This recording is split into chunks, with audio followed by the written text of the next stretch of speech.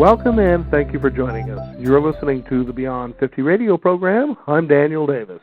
As you remember on a program previously, we were talking about something simply known as the Paleo diet. Talking with Nora Godgetis of her book Primal Body, Primal Mind, and having the discussion about what the right diet really is for humankind. After all, our ancestry stretches back thousands, even 10,000s of years, and we seem to be able to be confused about what it is we're supposed to do to have optimal health. Well, since we've presented you with a way that we can take a look at living when it comes to diet, we've decided to take it one step further and bring you primal cuisine. Hey, why not bring you the obvious? To fit the paleo diet into one's lifestyle and actually become creative with it as well. I'd like to join you with the Beyond 50 radio program today with our special guest, Polly Halstead, who's going to be talking about how we can cook for the paleo diet with her book, Primal Cuisine. Polly, thank you for joining us here on the Beyond 50 radio program. Thank you. Glad to be here. Now, it's exciting stuff. We had a lot of fun with this this segment here when we did it earlier last year. And, and it was so true what we were bringing up about why does this have to diet be in the same realm as religion and politics? It just makes no sense. I don't know. That's how we feel about everything. We're very religious about the food we eat. But, the funny thing is, too, like what you point out in your book, Primal Cuisine, is that we will find, let's say, a particular way that we believe is the way that we're supposed to be eating or dieting, whatever the case is. And then we'll get all this evidence behind us to prove that we're right. Isn't that interesting how that works? Yeah, I mentioned that sort of in my book. Is it our beliefs about what we're eating that make it good for us, or is it something else? And I do believe that your mind or your decision-making process has something to do with the way you are feeling. But I also think or know that we evolved eating certain foods. That's why you and I are having this conversation right now. We wouldn't have the ability to speak with our large brains if it wasn't for consumption of omega-3 fatty acids. Mm-hmm. And that separates us from other primates who eat primarily a plant-based diet, and their brains are composed of omega-6 fatty acids. Mm-hmm. So we need the omega-3s. Now, where do the omega-3s usually come from, since we're just on that subject here for a minute? Okay, we all know that salmon has a lot of omega-3 fatty acids, and in the sea, fish eat plant material, and the plant, both grasses and sea plants, convert through photosynthesis. They convert their material into omega-3 fatty acids. Ruminants such as cows and sheep, they eat the grass, and their meat and fat absorb the omega-3 fatty acids from the grass. So that happens in the sea with the fish, and the big fish eat the little fish and so on. Mm-hmm. And the biggest biomass on Earth is krill. And it's very high in omega-3 fatty acids. So whales eat krill, and if we need to supplement with omega-3s, I recommend krill oil because it's really low on the seafood chain and doesn't have mercury in it. Mm-hmm. I know that seems to be one of those big problems that we face today, especially when it comes to trying to go after the omega-3s, the essential fish oils, and so forth. Well, geez, now we're running into this mercury deal. But as you're saying here, well, the lower on the food chain, especially when it comes to seafood or fish, you're probably going to avoid some of these things. Unfortunately, mercury is raining down on us because we still are burning coal. Yeah. But, we do not live in the pristine environment that our ancestors did. This is one of our problems. But getting back to the omega-3 fatty acids, and meat, when we begin to feed our farm animals grains, just that alone changes their meat and fat to omega-6 fatty acids. So we are eating more omega-6 fatty acids these days than ever before, and we're very depleted in omega-3s. That's why I think we're having a lot of brain problems. Mm-hmm. You know, and everybody wonders, well, why are we having so many brain problems now? Autism is on the rise and all these other things. Well, one of the things is we're deficient in omega-3s. Mm-hmm. I know I just recently, Polly, had watched a documentary on corn itself. And, you know, it's obvious now corn is not only a genetically modified food, but that it's produced en masse to such a degree that it's more than just a food. I mean, it goes into seemingly thousands of different things, including toys. Wow, it's amazing. Yeah, corn, you know, corn oil, all that stuff genetically modified. And the other biggie then is wheat. I don't know whether you've read Wheat Belly yet, but genetically modified wheat is probably causing a lot of diabetes and obesity issues and brain problems. So we know that with processed foods, genetically modified wheat and high fructose corn syrup go into these products. So I would highly recommend do not buy prepackaged foods. Which is not a real hard thing to avoid, because for me, you know, Polly, when I hit a supermarket, I hit the outside. I just don't even go down the middle, you know. Yeah, that's just how it is. And I think I picked up my habit. You know, my mother was the same way, where she shopped pretty much for food every night. You know, that's just how she was. And, you know, there were some things that were frozen, but very rarely did we have packaged food and pre-processed food in the house, even growing up. And a lot of times people go that direction for two reasons. A, because it's cheaper, or so it seems, but that it's easier. And that, to me, is one of the saddest things. And that's what I love about your book, Primal Cuisine, because it puts the love and the heart back where it belongs, in the kitchen, being creative. And it just astounds me that people don't participate in, you know, because you can make a great meal anywhere from 15 to 30 minutes tops. I mean, a lot of things. I mean, tons of things. Dinner doesn't take me longer than a half an hour, and I enjoy it. It's a part of the day. It's almost like a meditation. I love that you said that, Polly, because that's exactly how I feel. Yeah, people have to approach it like it's something they enjoy and not something they have to do. You know, and well, at any rate, I believe that attitude too is beneficial for your whole body. You know. I'm just reminded, and I love bringing this one up, Alan Watts, late philosopher of the 20th century, somewhat responsible for bringing Zen Buddhism to the West. I was reading a lot of his kind of works, and he had written an essay called Murder in the Kitchen. And his contention is that we tend to raise, process, cook, and eat our food as though we hated it. And you take a look at the condition, especially of Western society, boy, he wasn't too far off the mark on that one. Yeah, a lot of people, you know, see food as the enemy. Right. Oh, I'm dreaded I got to cook. Let's just run through a fast food joint. And, Well, for one thing, I was living in Hood River when I wrote my first cookbook, and I met Nora Gagaudas right after she published her book Primal Body, Primal Mind, and I became a client of hers. She was the one that got me started on this, cured me of hypoglycemia, lifelong addiction to sugar, all kinds of other, you know, like depression problems, because as I mentioned in the book, my mother was schizophrenic, so, you know, the brain problem is very much connected to what you're eating, and I make a big point of that in the book. So that was a really good connection there with her. Yeah, because you're looking at a career that you've had as a chef. You know, it's almost 40 years.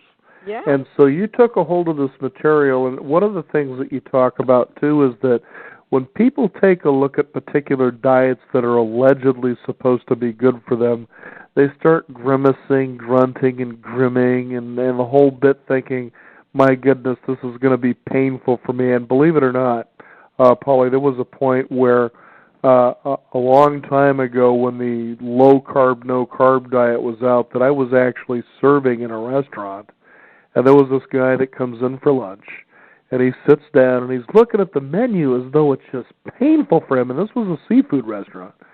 And I'm looking, and the first thing I thought is, I'll bet you this guy is on one of those no-carb diets. I could just tell.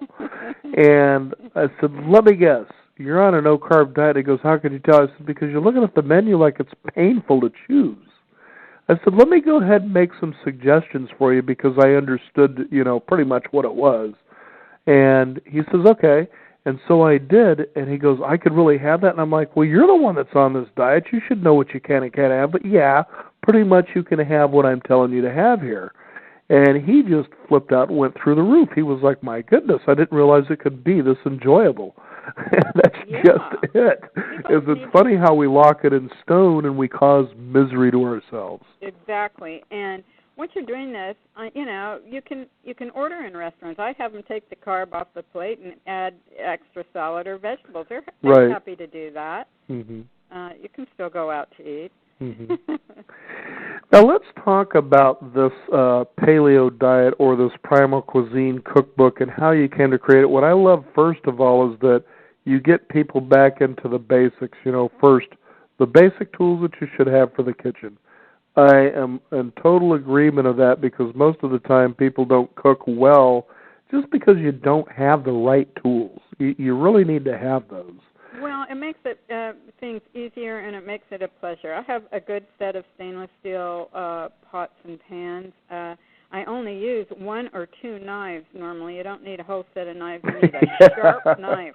Get that $900 set of Forstners and you're using 1 or 2 tops. Yeah, and some of these ceramic knives out lately are pretty sharp. They're and good. They're a little expensive, but honestly, you need a good paring knife and a good little chef's knife. Mine is about 7 inches long, and I use it all the time. Mm-hmm. And that's pretty much about it, unless I use a slicer or something.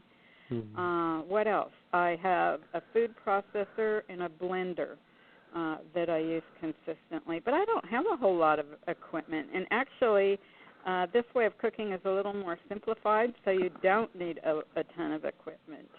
Yeah, because what I did notice in a fair amount of your recipes is they kind of approach and borderline on the raw side.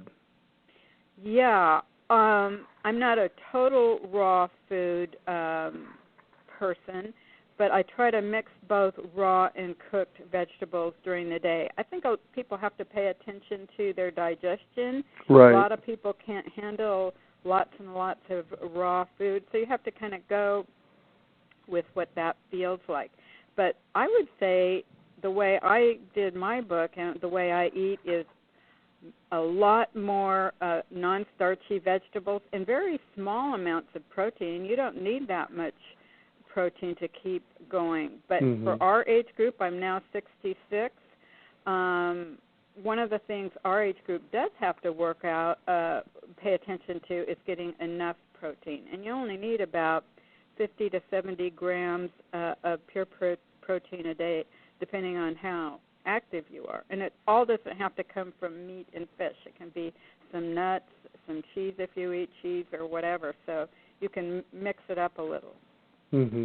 Now, there was something there that you talk about in the book, too. So let's go ahead and approach and just sort of recap a little bit of what the paleo diet contends as far as how we were meant to eat, what we should really be leaning toward, because this kind of makes it an interesting way. For instance, vegetarians and so you need to remove all animal products. But, take a look at the caves people. They were dancing around with bows and arrows and spears, and there were animals. You're not going to say that they just made this stuff up. Well, I don't know whether you've seen that new documentary out. In fact, it's almost number 1 on the documentary list these days. It's called In Search of the Perfect Human Diet by C.J. Hunt. I don't think I have. Well, it's fantastic, and he actually shows archaeological evidence and also new forensic evidence that these scientists have really done, extensive testing, and they know that we primarily ate just meat and the accompanying fats. There was very little plant material in the analysis, and also in the archaeological digs. Mostly, they're just finding pure animal bones. So I would say it's irrefutable what we were eating. And if we came across maybe some wild grasses or nuts or seeds or berries, of course we would eat those. But primarily, we went after the meat because it's sustaining, and it repairs the body. And, the fats they needed to eat for energy and endurance and keeping warm. Polly, a funny story. A couple of years ago, I had someone on the program who was talking about, he was a marathon runner, and his book was about his first 100 marathons. And so this guy traveled around the world running marathons. And there was a little bit that you put in here about the Maasai people in Africa. Oh, yeah. And this is what reminded me of this story. And here's what was funny. He says, in Africa, he says, we were at this particular village, and he says, I'll tell you what, these people eat their meat. I mean, these people are hands down meat eaters. This is what they considered a vegetable, chicken. Yeah. Yeah. Well, I knew this. I used to cook sometimes for this Tibetan Lama when I lived in the Napa Valley, and I'm telling you, he only ate meat. Is that right? No vegetables. Now, here's the other thing too. You talk about dairy now. Just like meat, how it's been processed in a different direction from its natural state. The same thing has actually happened with dairy as well. And you talked about a particular enzyme or something that was called like sort of the devil's enzyme that came in. It kind of offset the balance of this, but one of the things you did talk about is there's a difference, let's say, in America between how we view cheese and how they do in Europe. And here's what's really interesting about that. There's a guy who's considered an advertising guru who essentially was the one who got grated cheese into a plastic bag. And he says the reason is, and this is how he came up with this, is that in America, they tend to look at their food as dead and separate. So why not put grated cheese, which takes no time to use, in a plastic body bag, basically, and it goes into a fridge where dead things go. Whereas in Europe, as you say in your book, cheese sits on the counter. You don't wrap it, that it's there it is. So there's a real difference. So talk about that a little bit about dairy. With that guy, Clotaire Rapaille? That's the one, yeah. My boyfriend knows him. He's worked with him, and he mentioned this cheese thing. Isn't that wild? There's a big controversy whether paleo includes cheeses. I included it because some people still eat cheese. They're not going to stop. But I did point out that, I talk about raw cheeses, raw milk, because a lot of people can digest that more easily. And I talked about, I think, the devil in this milk, the devil in the milk, right, which is we have a different genetic strain of cows over here in the United States, and people are having problems digesting this particular type of casein. Casein is a protein, whereas in some countries in Europe and, of course, Africa, the cows are still A1, so those people aren't having the issues with casein. So some of the cows in Europe, they're still making cheeses from those A1 cows, so we can digest those more easily. I don't know. A lot of people don't want to delve into all of this and pay that much attention, but I did bring it up because some people are lactose intolerant or casein intolerant, and so I have made recipe substitutions, using almond milk or coconut milk for those people who want to stay away from dairy altogether. And Polly, I've also decided, too, to do the very same thing where I actually replaced regular dairy milk in recipes, I guess, with coconut milk, and in most cases, if not all of them, it seemed to improve it, actually. I like a really good coconut milk. Exactly. And, I think you can mix coconut milk and almond milk together if you want, or whatever. But I do want to point out I use exclusively organic whipping cream, and that's all fat. It has no casein left in it. So if you still like that richness, in your coffee or tea, you can use whipping cream. Mm-hmm. Now, it's funny because it seemed like you bordered on a little bit of the dangerous here. What we'll do is we'll go through each of what would be considered the food times and have you come out with sort of a special recipe that you like in each of these. But the first one I wanted to address here before we do that is this is something for kids of all ages, and I didn't realize people go around doing this.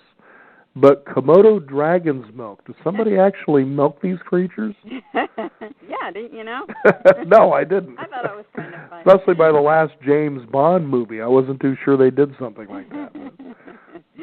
I think in order to get kids kind of enthused about eating more healthy, you have to think of creative names to call it. There you go. Especially with the younger ones, Oh, this is dragon's milk. Can I have some of that for breakfast? There you go. Hey, and if you don't make it fun for the kids, chances are you're going to have a hard time. Yeah, really. Especially, you know what? It gets harder and harder as the kids get older. If they're used to eating a certain way, try to change it what a teenager is eating. There you go.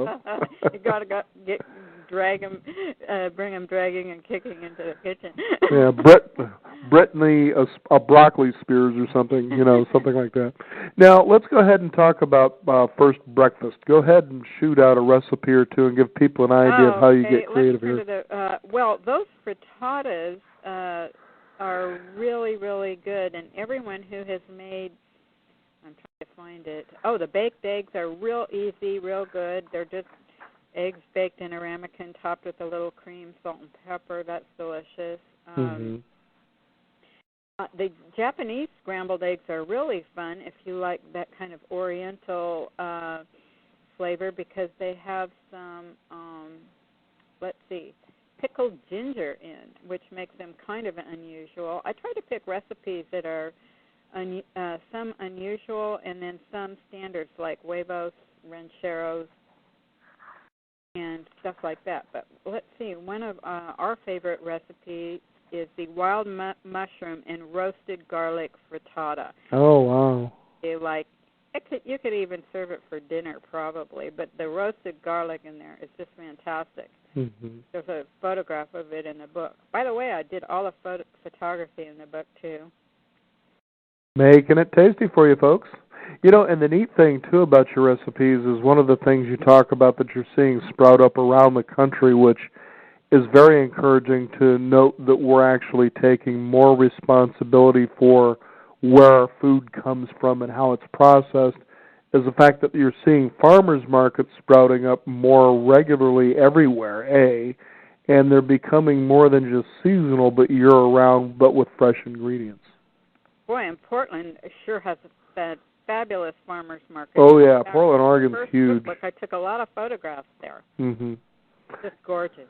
Yeah, a lot of their restaurants, especially in Portland, Oregon, are just that way. In fact, even the big ones that could be considered chains, certain of them actually go and they buy local and organic ingredients, which is pretty amazing. I think it's fantastic. It just has to become more the norm, right, as we head in this direction.